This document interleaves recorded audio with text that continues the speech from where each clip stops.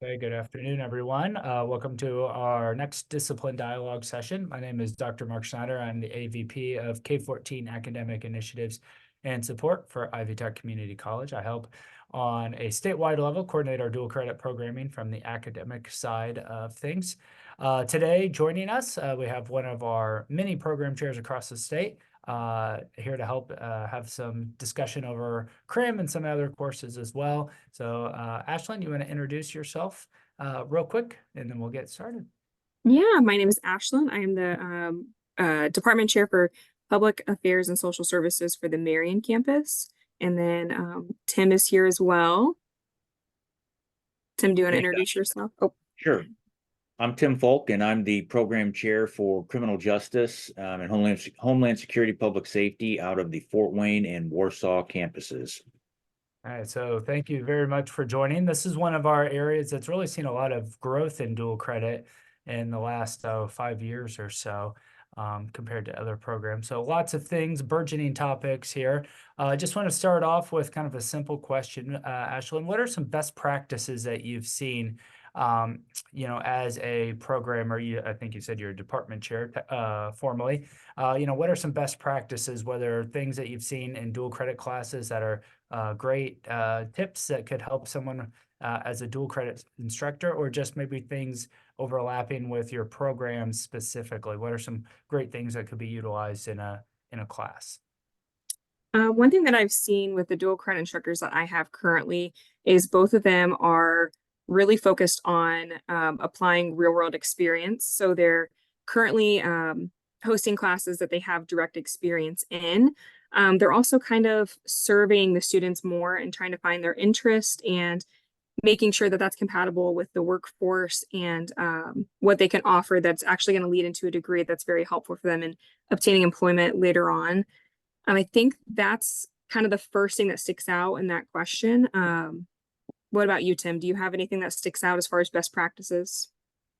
One thing that I've noticed up here is that our dual credit instructors seem to like to bring their students to campus. So their students have that college feeling.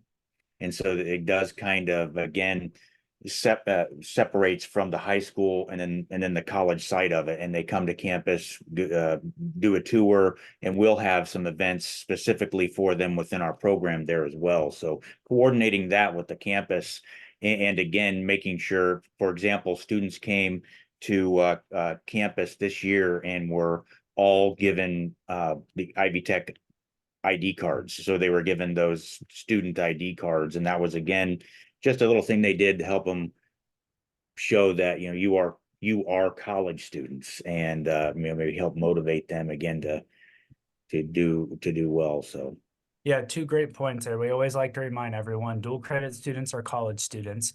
They're taking a college class with college objectives. The teacher meets college credentialing standards. There's a college syllabus, college grading scale. Everything is college.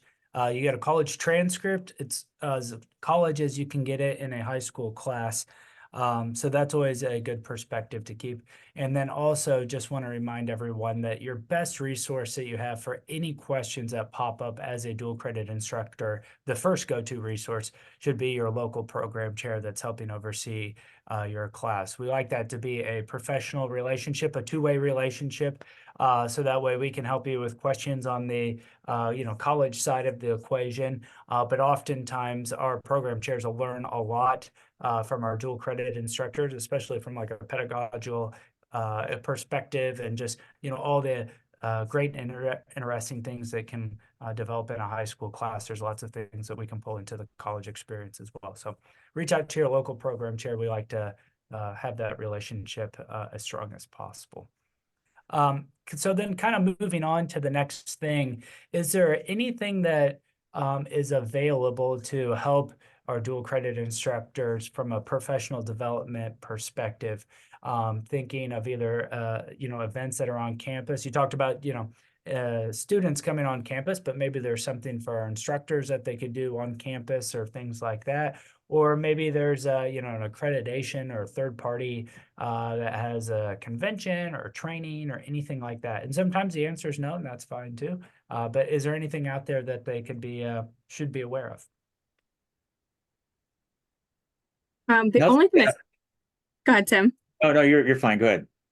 I was just gonna bring up the personal development shells that we've been updating, Mark, with the K-14 team.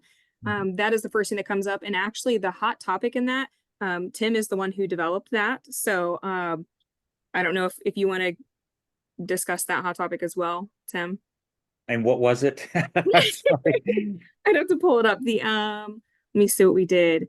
We had several that you had sent over to choose from. I remember that.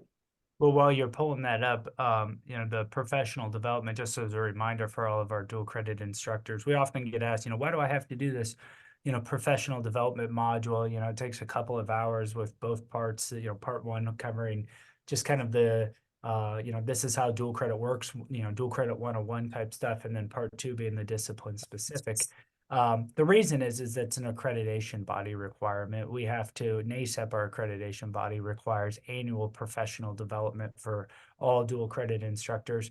And we utilize our course shells and Ivy Learn for that, just because we have 5,000 plus dual credit instructors.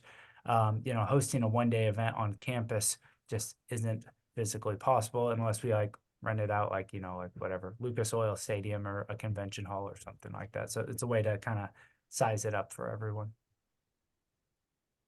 So a few of the things that you had discussed, Tim, were, and I apologize because I know that you have like amazingly attached attachments on here too. And if that's something that you'd be okay with me sharing, I can always put that in the chat or send that over to you, Mark. So it looks like you talked about service learning opportunities, procedural justice, and communication and conflict management.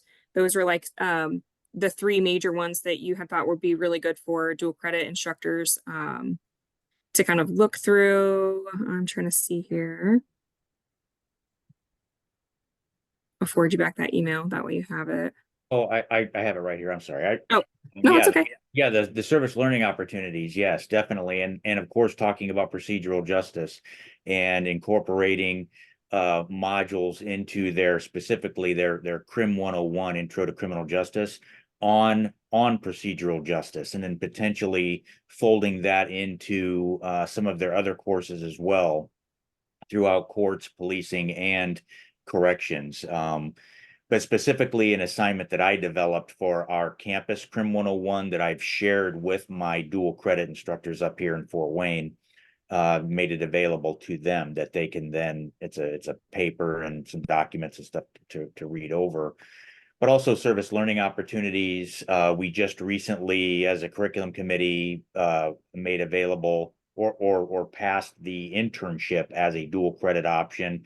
Going through the approval process ultimately, but we just did that here in the spring to offer that as well, to give college credit for some of those opportunities that they may have. But I mean, beyond that, the service learning aspect of it can be put into other classes as well.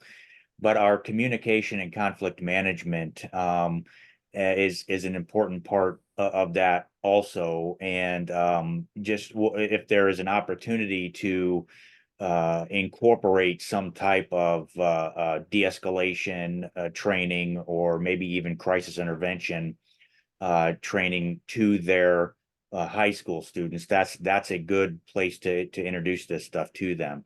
And there are opportunities out there for, if we look at things like the cops office training, there are some new things that they could go to there, potentially have their students complete, and they could get a certificate that is recognized by several police academies throughout the United States as being, professional development for police officers.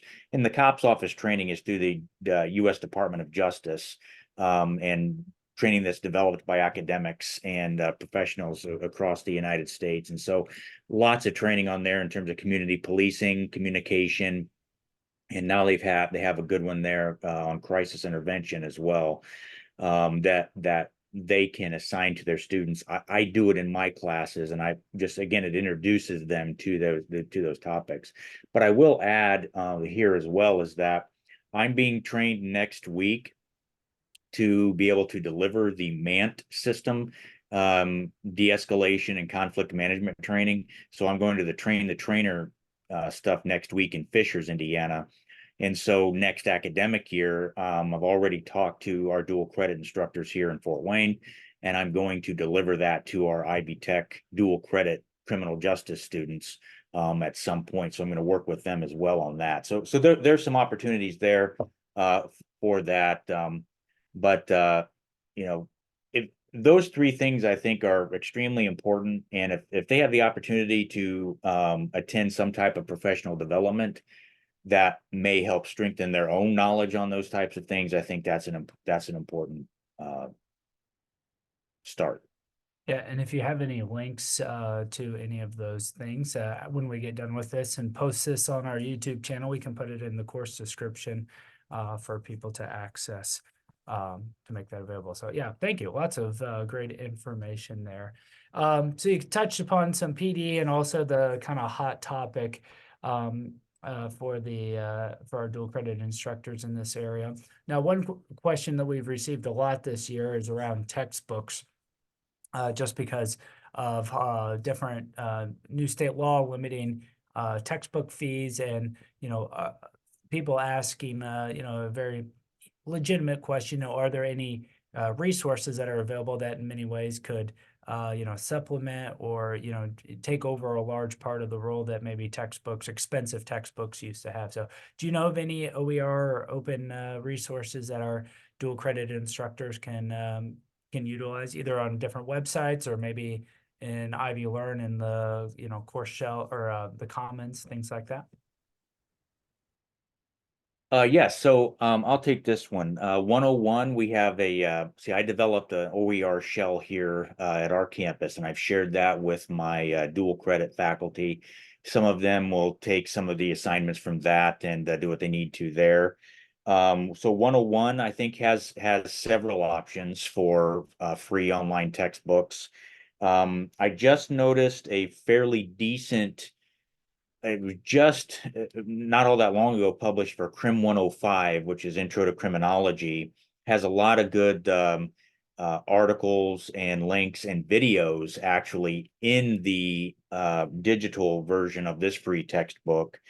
There's also a couple of options for CRIM 201, which is Ethics in Criminal Justice. And one of those is it's limited because it's focused on law enforcement, ethics in law enforcement, but I mean it's a good conversation starter. But there's also, and I don't know if this is possible for our dual credit students, but there is a textbook available in the ebooks on the Ivy Tech online library that has unlimited checkout options. And it's an older criminal justice ethics textbook, but I used it in one of my classes last year as an OER type thing because, again, it's a textbook. So there are some other materials that you may be able to find out there online. But I used both of those. I used that book, but just didn't know a couple of chapters here and there. And I also used that ethics, the law enforcement ethics textbook that's available online for free. So I'm happy to share those links and title if the dual credit people are able to access that Ivy Tech online library. Yeah, the students should be able to access the library and be able to, and our instructors be able to get that. Anything that's built kind of like pre-populated into a course shell or like thinking of like Ivy Online, generally that's off limits just because that is backed by tuition dollars and copyrighted material and things like that. But if it's in a library, like if it was available in a like a physical real library, like the 20th century version of a library, any dual credit student can go in and check that out because they have their C number and email and all of that stuff. And so if it's a book kind of like that in the virtual setting, that's allowed too. So that should be available. But yeah, if you want to email me those, I can make sure we can forward those out to the dual credit K-14 directors and have them send them out to all of their CRIM dual credit instructors so that way they can have that available. And we'll also put the links in the description below too. So appreciate that. And then just kind of a last thing here, sometimes we do get questions about course shells and what's available in Canvas. And I kind of touched upon that a second ago. We don't populate them with any sort of ready to go, lesson plans and things like that for our dual credit instructors, because there's no tuition dollars behind it and the copyrighted material and things like that. But there is a course shell, like a blank course shell for every dual credit course. So if you do want to download some of those things, you can put them in your course shell if you want to, or if you're using Canvas at your high school as your LMS system, there is a way. I've not done it in a long time, but there is a way that you can download those things in Ivy Learn, our Canvas, and export them out to your Canvas, your version of Canvas for your high school. So do keep that in mind. There's other ways you can do it if you have different LMS systems too, but do look into the commons and things like that. There are lots of good resources available. So those are all of our questions that we have here. Before we sign off, is there anything else that you'd like to add here, Tim or Ashlyn, before we sign off? Nope, I don't nothing. think so. Okay, well, thank you both for joining. And then in closing, we always like to say thank you to our dual credit instructors for being dual credit instructors. There are lots of extra responsibilities that go with being a dual credit instructor: submitting syllabi, doing professional development, site visits, all kinds of, there's a litany of things that go with it. And usually it's always done out of the goodness of the heart of the teacher, because they know the college credit that comes with it provides a lot of additional opportunities for those students. And it's very easy for a teacher just to say no thanks, but all of our dual credit instructors have signed up for it because they know it, it helps students. So it says a lot about them as people and as teachers and the character behind all that. So thank you for all that you do. So if you have any questions, reach out to your local program chair, and you can reach out to me, anything like that. Just send us an email. We will get in touch. So thank you both for joining, and have a nice rest of your day. Thank you, Tim. Thank you, Mark.